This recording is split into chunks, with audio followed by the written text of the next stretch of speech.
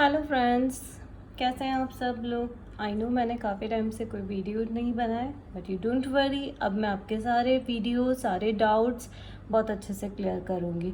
सो आज हम पढ़ेंगे गैप। मैं जनरली वही टॉपिक पहले कवर करती हूँ जो जहाँ ऐसा होता है कि स्टूडेंट नहीं पढ़ते हैं और वो बहुत ईजी टॉपिक होता है और जनरली चांसेस होते हैं कि एग्ज़ाम में उसमें से क्वेश्चन पूछा जा सकता है। ठीक है, तो आज हम पढ़ेंगे गैप। गैप क्या होता है? Generally accepted accounting standard. इसके नेम से ही क्लियर है कि एक ऐसा स्टैंडर्ड है जो कि जनरली एक्सेप्टेड हो चुका है। ठीक है, इसमें क्या होता है कि गैप में सारे रूल्स होते हैं।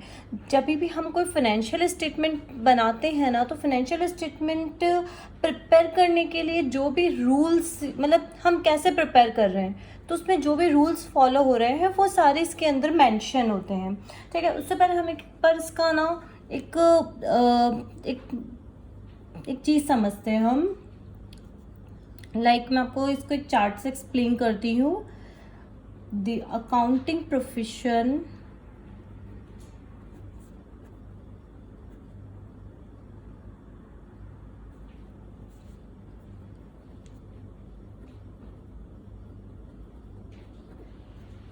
has developed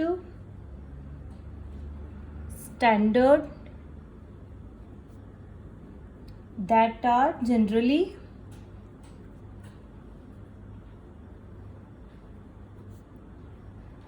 accepted over many years। ठीक है, मैं आपको बताऊं कि अभी मैं ये क्या लिख रही हूँ, आप जस्ट नोट करते जाइए, क्योंकि अगर एग्जाम में गैप से रिलेटेड कोई भी क्वेश्चन आ रहा है आपको ये चार्ट बना देना है एटलीस्ट, ताकि इससे एग्जामिनर को ये तो लगेगा कि आपको नॉलेज है। ग्लोबली एक्सेप्टेड, ठीक है, और फाइनेंशियल, क्योंकि इस चार्ट में ही मतलब ऑलमोस्ट गैप आ चुका है। इसमें आ जाएगा हमारा balance sheet, income statement, statement of stakeholder, equity, statement of cash flow और note of disclosure, notes of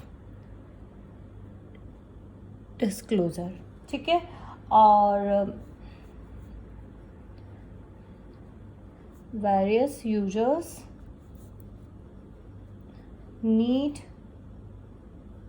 financial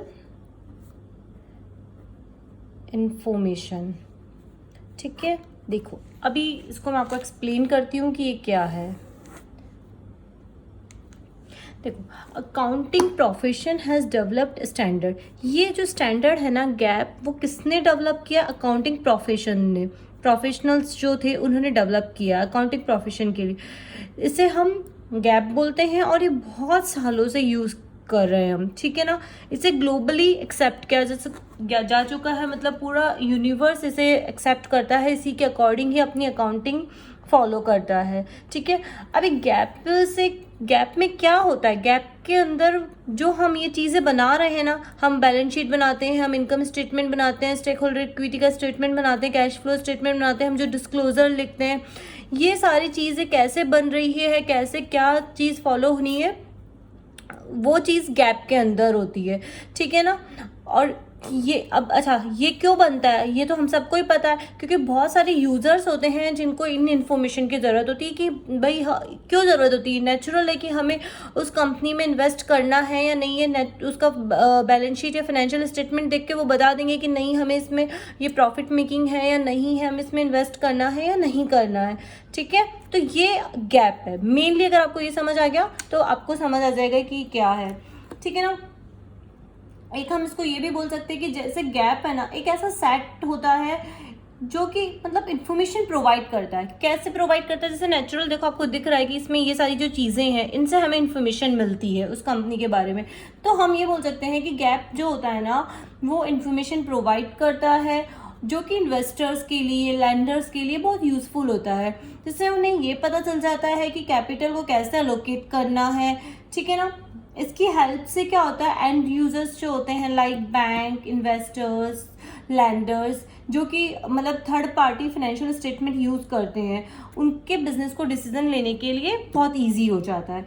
ठीक है, तो ये बात मैंने आपको समझा दी है। एक इसमें अगर गैप आता है तो आप ये, और इसका थ्योरी जो मैंने अभी आपको बोला है, आप उसके हिसाब से आप अपने मन से लिख सकते हैं। आपको मेन अंडरस्टैंड होना चाहिए, समझ में आना चाहिए कि क्या है ये।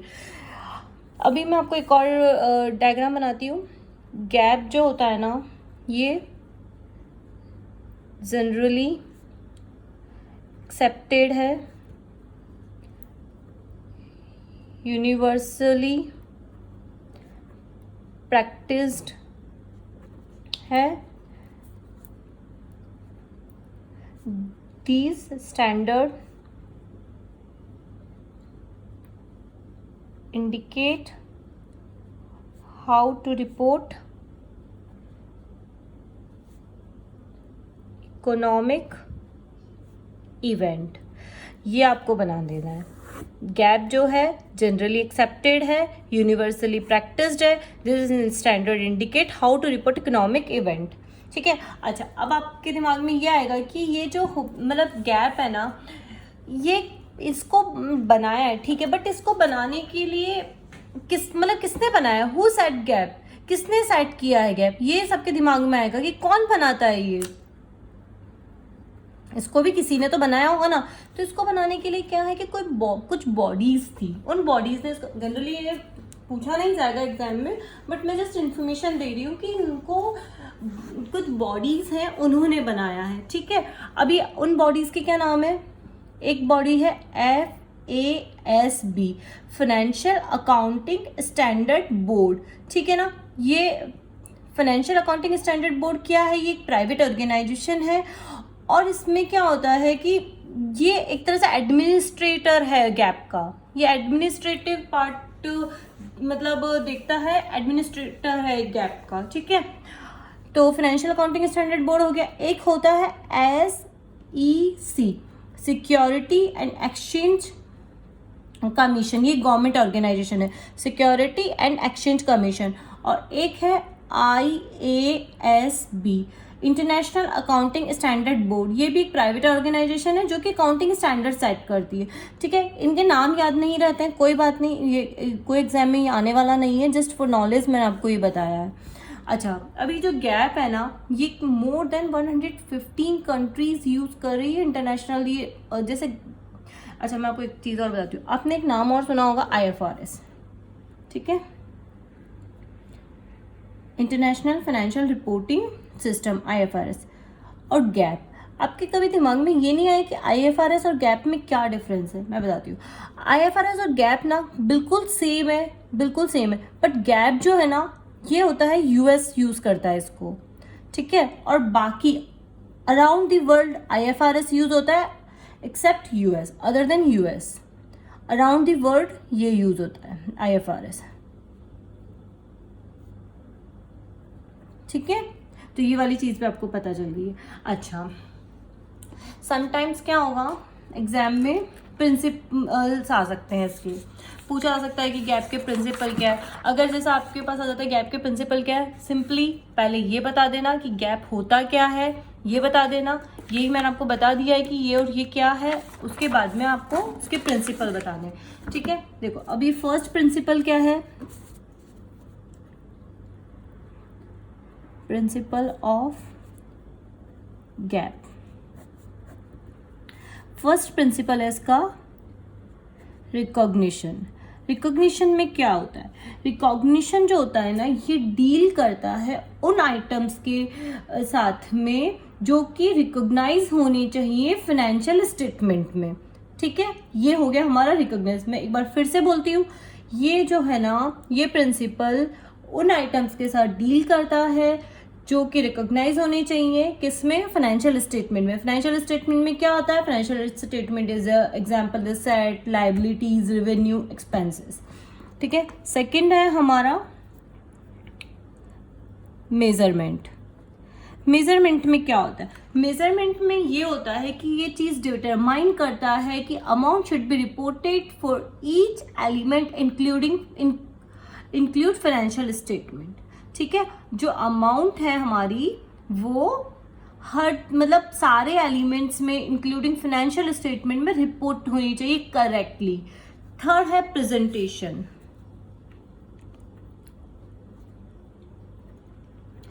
प्रेजेंटेशन में आएगा कि ये वो वाले लाइन आइटम्स हैं जो कि मतलब लाइक टोटल शो होनी चाहिए, उसका सब टोटल शो होना चाहिए, ये सारी चीज़ें फाइनेंशियल स्टेटमेंट में अच्छे से डिस्प्ले होनी चाहिए, प्रेजेंटेशन प्रॉपर होनी चाहिए।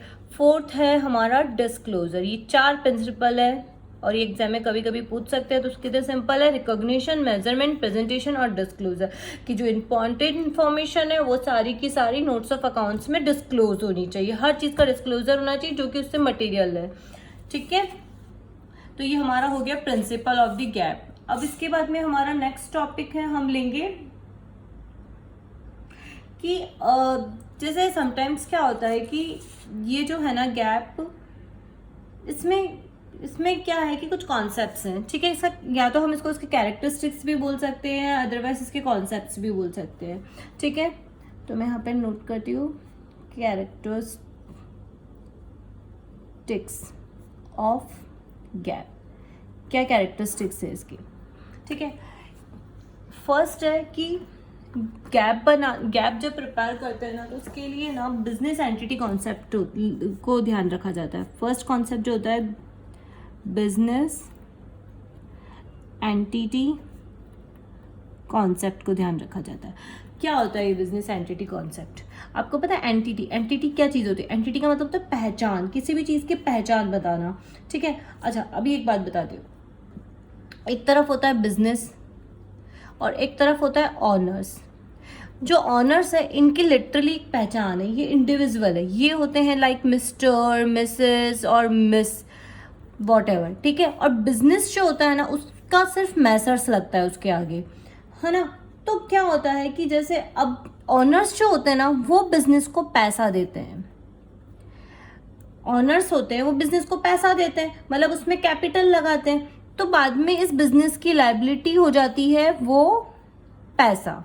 जैसे इसने इसमें कैपिटल इन्वेस्ट की तो बिजनेस के लिए वो ऑनर्स की क्या हो गई? लायबिलिटी हो गई। तो यही बात है वो कि जो कि हमारा बिजनेस एंटिटी कॉन्सेप्ट बताता है। सेकंड हमारा है money measurement concept. Money measurement concept क्या होता है? मनी मेजरमेंट कॉन्सेप्ट ये होता है कि मतलब जो भी अकाउंटिंग हो रही है, ठीक है ना, उसकी सारी ट्रांजैक्शन को जो हम रिकॉर्ड करते हैं, जिन्हें हम पैसे में लिखेंगे, which can be measure in money only. ठीक है, समझ आया? मैं एक बार फिर बोलती हूँ, अकाउंटिंग जो होती है उसमें जो भी ट्रांजैक्शन हो रही है उसको हम नोट करते हैं, उसको हम रिकॉर्ड करते हैं, जिन्हें हम लाइक पैसे में लिखेंगे, मनी में लिखेंगे, which can be measure in money only. Money पैसे में ही मेजर होनी चाहिए, वो कहलाता है हमारा मनी मेजरमेंट कॉन्सेप्ट। थर्ड है हमारा गोइंग कंसर्न कॉन्सेप्ट। ये तो आपने बहुत बार वर्ड सुना ही होगा, गोइंग कंसर्न शायद आपको पता भी होगा क्या होता है, बट मैं एक बार फिर से बता देती हूँ। गोइंग कंसर्न कॉन्सेप्ट क्या बोलता है कि जब बिजनेस स्टार्ट होता है तब हम हमेशा यही अजम्पशन रखते हैं कि हमारा जो बिजनेस है वो बहुत लंबा चलेगा, बहुत लॉन्ग चलेगा, इससे हमें फ़ायदा होगा। ठीक है, अच्छा अभी एक बात बताओ, जो अब जैसे क्या हुआ कि बिजनेस लंबा चलेगा, उससे हमें फ़ायदा होगा, ये हम ऐसा सोच के हम बिजनेस से स्टार्ट करते हैं, ठीक है ना। अब जो हम इस बिजनेस में असेट, जो भी हम असेट खरीद रहे हैं, लाइक हमने कोई मशीनरी खरीदा या बिजनेस से रिलेटेड हमने बिल्डिंग खरीदा या प्लांट बनाया, वॉट एवर हमने कुछ भी किया, तो वो जो असेट है हमारी, वो हमारी असेट हमेशा मेजर होती है फेयर वैल्यू पर। ये आपको पता है फेयर वैल्यू पर मेजर होती है। अच्छा, अभी जैसे सपोज मशीनरी है, वो 50,000 की मशीनरी है, 5 साल यूज आने वाली है, यानी कि वो 10,000, उसकी पर ईयर वैल्यू क्या हो गई, 10,000 हो गई, ठीक है। तो वो जो 10,000 है, मैं एक बार आपको यहाँ पे ऐसे एक्सप्लेन करती हूँ। जैसे मशीन हमने बाय की,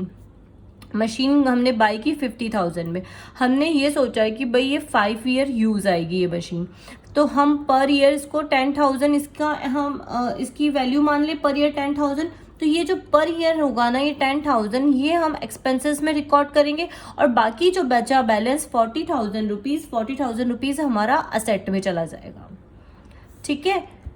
तो ये ऐसे होता है। तो इसका क्या है, गोइंग कंसर्न में यही है ना कि हम जो असेट है उसको फेयर वैल्यू पर मेजर करेंगे। तो ये जो है उसकी एक्चुअली में फेयर वैल्यू है ये, तो हम उसको 40,000 पर मेजर कर रहे हैं, क्योंकि 10,000 हमारा खर्चा हो गया उस साल का। फोर्थ है हमारा accounting period concept. Accounting period concept मतलब कि एनुअली सारा पीरियड जो होता है वो एनुअली माना जाता है। फिफ्थ है हमारा कॉस्ट कॉन्सेप्ट। कॉस्ट कॉन्सेप्ट क्या बोलता है, कॉस्ट कॉन्सेप्ट ये बोलता है कि जैसे हमने खरीदी, जैसे सपोज करो हमने जैसे सपोज एक एग्जांपल लेती हूँ, मैंने एक मशीन खरीदी, मशीनरी मैंने बाय की, कितने में बाय की, मैंने मशीनरी 50,000 में बाय की फॉर एग्जांपल, है ना। तो ये जो है 50,000 में मैंने बाय की, तो this is not like our cost. क्यों? क्योंकि ये हमारी कॉस्ट क्यों नहीं है, मशीन हमने खरीदी बट हमने ट्रांसपोर्टेशन का खर्चा भी तो पे किया है।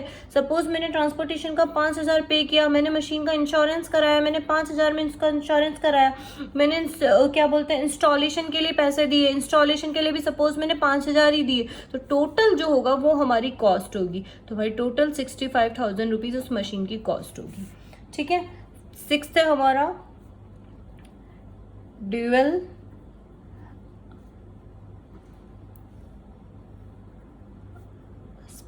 कॉन्सेप्ट। ये कॉन्सेप्ट क्या बोलता है कि जैसे ड्यूअल, ये बहुत इंपॉर्टेंट कॉन्सेप्ट है। पहली चीज, जैसे अभी हमने मशीनरी परचेज करी कैश देके, मैं एक एग्जांपल से समझा रही हूँ आपको। देखो आपको ये वाली बात तो पता ही है ना, asset equal to liabilities plus capital, ये तो पता ही है, चलो ठीक है। अब जैसे मैंने मशीनरी है, मैंने मशीनरी बाय की फॉर कैश देकर, मैंने कितना कैश दिया, मैं 50,000 का ही कैश दिया। इससे क्या होगा, इससे मेरी जो असेट है, असेट मेरी क्या होगी, प्लस होगी, है ना। और दूसरी तरफ मेरी असेट माइनस भी होगी, क्योंकि मशीनरी क्या एंट्री करते हैं, मशीनरी अकाउंट या टू कैश करते हैं, तो मशीनरी तो हमारी बढ़ रही है और कैश हमारा जा रहा है, तो मशीनरी और कैश दोनों ही किस में आता है, असेट साइड में आता है। तो असेट हमारी तरफ से बढ़ भी रही है, कम भी हो रही है, मतलब ये इक्वल हिसाब, बराबर बात हो रही है। मैं इसको अच्छे से एक्सप्लेन करती हूँ। हमारी एंट्री क्या होती है, machinery account DR to cash होती है, ठीक है। इसका मतलब कैश हमारा जा रहा है, तो कैश को कम कर दूं और इधर हमारी मशीनरी बढ़ रही है। दोनों ही आइटम हम कहाँ शो करते हैं, हम असेट साइड में शो करते हैं। तो एक तरफ ये प्लस हो रहा है, एक तरफ ये माइनस हो रहा है, मतलब ड्यूअल कॉन्सेप्ट हमारा यहाँ पे लग गया है। अगर अब चलो मैं एक और एग्जाम्पल देती हूँ। जैसे सपोज करो कि ऑनर है, उसने क्या किया है, ऑनर ने पैसा निकाला है, उसने ड्राइंग किया है, ठीक है। तो जब वो पैसा निकाल रहा है, तो पैसा निकाल रहा है, तो इसका मतलब क्या होगा कि